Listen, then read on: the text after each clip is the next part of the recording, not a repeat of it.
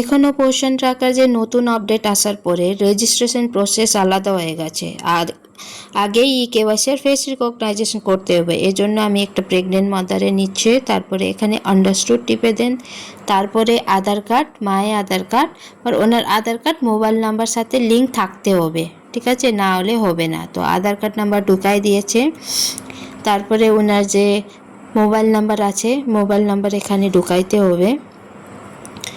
Mobile number ঢোকার পরে ওখানে প্রসিড যে অপশান আছে, প্রসিড অপশানে আপনাকে ক্লিক করতে হবে। তারপরে রিকোয়েস্ট ওটিপি, তারপরে ওটিপি যাবে ওনার মোবাইল নাম্বারে। যে 4 ডিজিট ওটিপি আছে, 4 ডিজিট ওটিপি এখানে ঢুকাইতে হবে। এখানে ঢোকার পরে আপনি ডন করে দেন, ভেরিফাই করে দেন, proceed to KYC.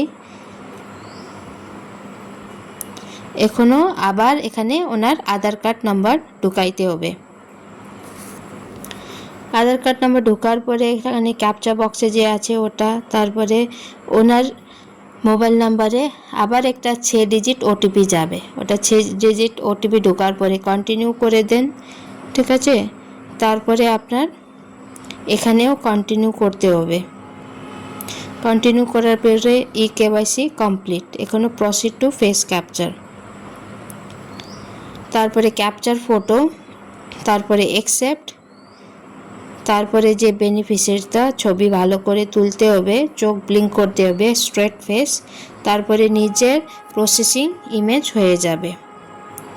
Processing image হওয়ার পরে এখানে 2টা ফটো ভেরিফাই হয়ে যাবে। ভেরিফাই হওয়ার পরে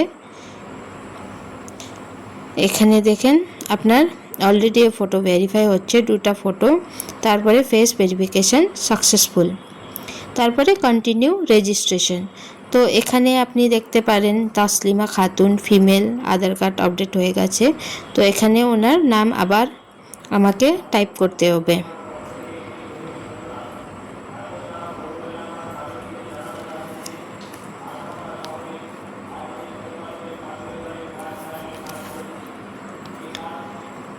ওনার নাম ঢোকার পরে এখানে ওনার হাজব্যান্ডের নাম ঢুকাইতে হবে।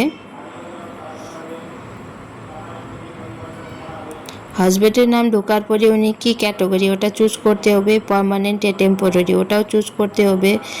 লাস্ট এলএমপি কত তারিখে ওনার এলএমপি মেনস্ট্রুয়াল পিরিয়ড, ওটা ডেট এখানে ঢুকাইতে হবে। ঢোকার পরে ওকে করে দেন। তারপরে is this first pregnancy, yes আর নো, এটাও আপনাকে সিলেক্ট করতে হবে। Has there been miscarriage before, miscarriage আগে হয়েছে তো ইয়েস, না হলে নো। তারপরে এএনসি অ্যান্টিনেটাল যে চেক আপ আছে প্রথম তারিখে, ওটা এখানে ঢুকাইতে হবে। তারপরে ওনার হাইট কত আছে, ওয়েট কত আছে তো ঢুকাইতে হবে। হাইট আপনার সেন্টিমিটার হিসাবে ঢুকাইতে হবে, ওয়েট কেজি হিসাবে ঢুকাইতে হবে। ওয়েট ঢুকার পরে ওনার হেমোগ্লোবিন কত আছে ও তো ঢুকাইতে হবে এখানে।